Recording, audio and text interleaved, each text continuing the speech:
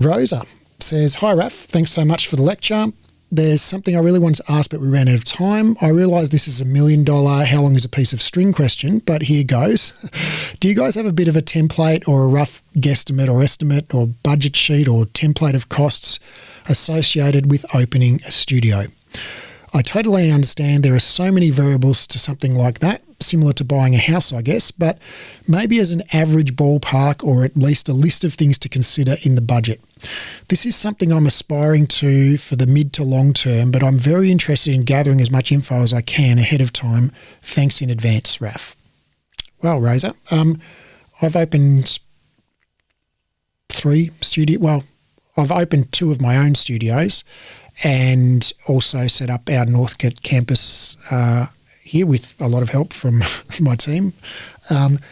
And I've been involved in opening 2 studios where I was working for others. And I've also I've been hanging around various people at KX Pilates for a decade or so, and am aware secondhand of, a lot of what's involved in setting up those studios. And I've also know a bunch, I've talked to a bunch of graduates who've opened their studios as well. So I would suggest go back and watch, there's a couple episodes on my blog with Laura Saggers at Rise Pilates.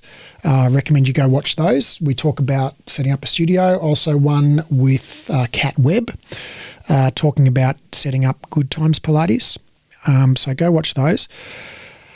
Now here's a off the top of my head list. Well, I guess the first thing I would say is it is how long's a piece of string, and so you get to choose how long the piece of string is to a certain extent. So I would say spend as little as possible. So don't go for gold-plated taps in the bathroom and custom-made, $5,000 light fittings. And the reason I say that is because that's what I did when we opened our first studio in Melbourne CBD. Actually, we had $3,500 light fitting in one of our studios. So don't waste money on stuff that is purely aesthetic. It's been proven again and again and again that you can make an incredibly cool space out of something that is a bit rough with just a bit of care and creativity, and you don't need to spend mega bucks on your decor. Now, I'm not saying don't have great decor. I'm saying don't spend mega bucks to make your great decor great. So make a virtue of necessity. Go for a sort of New York loft vibe or a distressed cottage vibe or whatever vibe, or a warehouse vibe or whatever. But don't go for a Vogue living vibe unless you can figure out a creative way to do that on, what do they call it? Champagne on a beer budget.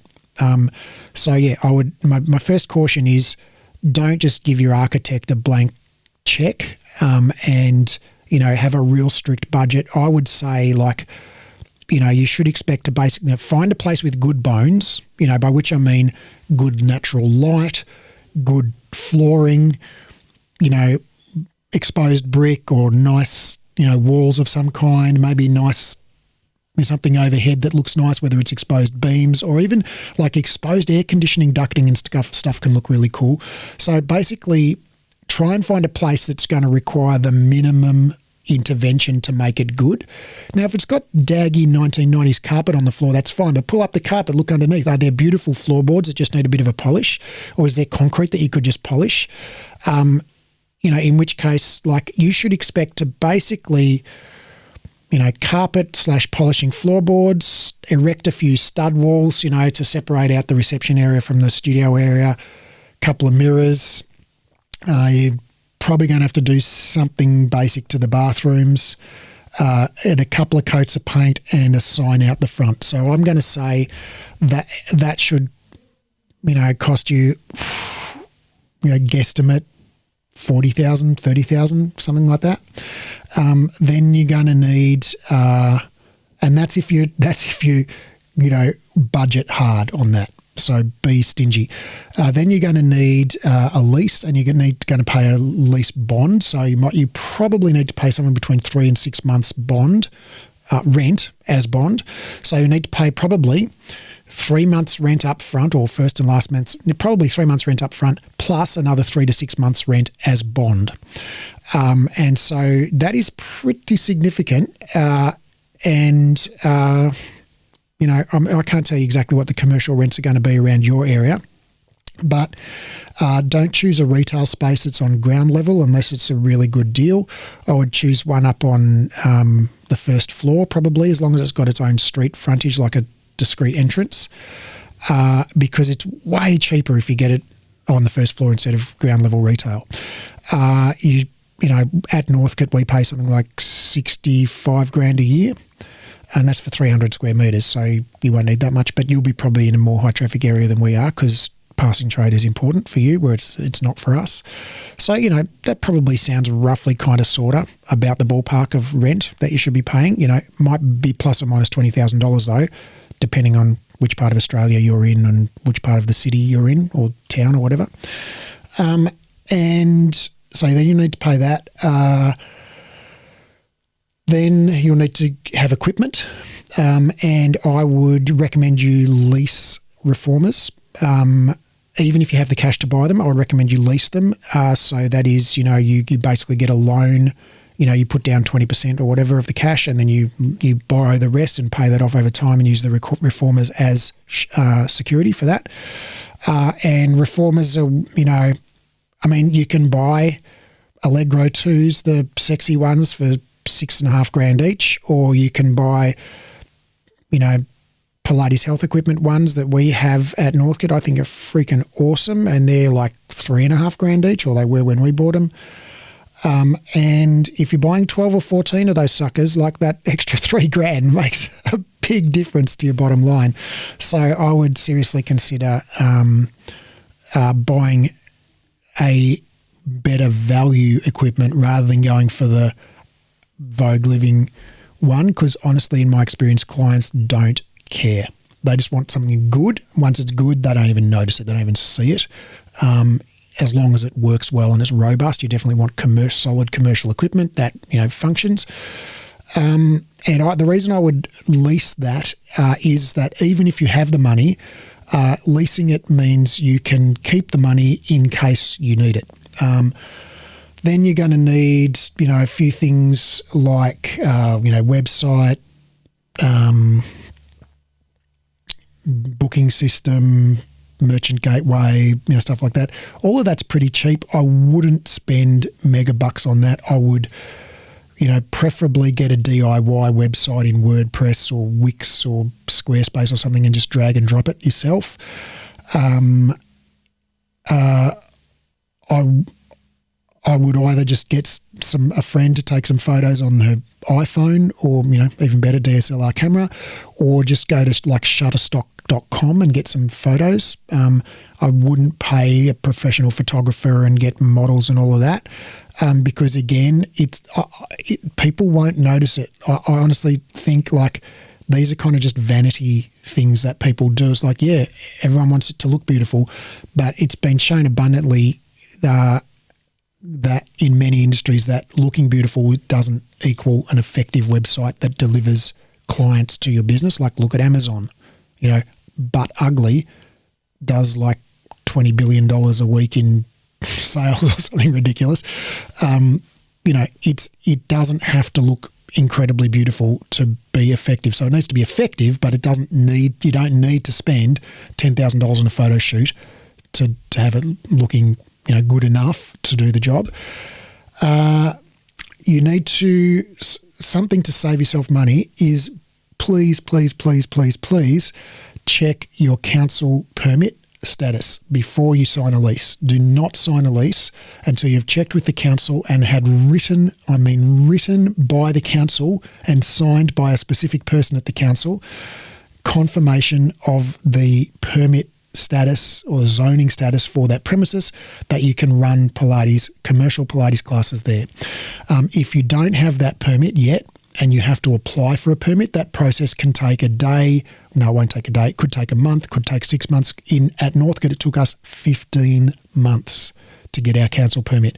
And we didn't do any major renovations. We literally pulled out some old carpet and put in new carpet. We repainted the walls and we changed it from an industrial warehouse to an education facility. And that took us 15 months and cost us like 20 grand in actual fees, plus 15 months of not trading. So don't make the same mistake I made, and check your council permit before you sign a lease. Do not, under any circumstances, sign a lease if you don't yet have council approval to operate a Pilates business in that premises. Then you'll need...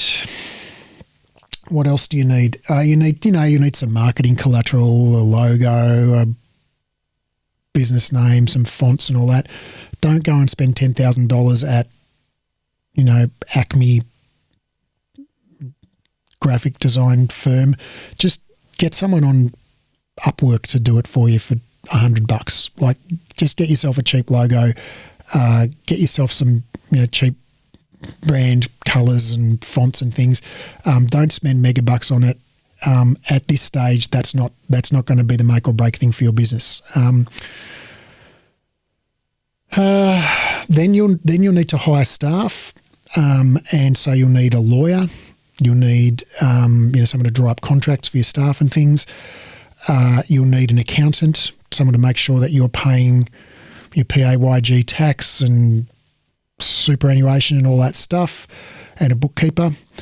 And so you'll need to pay your staff while you first operate before you break even. And there's a whole nother conversation about how do you market the business and whatever, but so that you don't have to operate from long before you break even. But I would say that what's that, 30-40 grand for renovations, plus 7.5 for 3 months rent in advance, and let's call it another 15 for 6 months rent. So as bond, so what's that, 22.5 plus 40 is 62.50, plus 20% of 412s is $48,000 worth of reformers. If you buy 12, $4,000 each, so you'd be paying like 12,000 as deposit for those, 10,000 as deposit for those. So what's already up to 92,000. Then we're up to websites, marketing collateral, some computers and furniture. Call it $130,000, $140,000. That would be my guesstimate. 130,000, 140,000. That's if you lease the equipment. That's if you scrimp and save on the renovation and don't go overboard on the logo design, website design, etc. How much could you spend? You could spend $5 million, quite easily. I opened a club that spent $5 million. Not mine. I was working for somebody. We spent $360,000 in 2006 when we opened Breathe Wellbeing. And then in 2016, when we opened Northcote campus, we spent about a quarter of that. So we learned our lesson. Yeah, so I hope that helps, Rosa.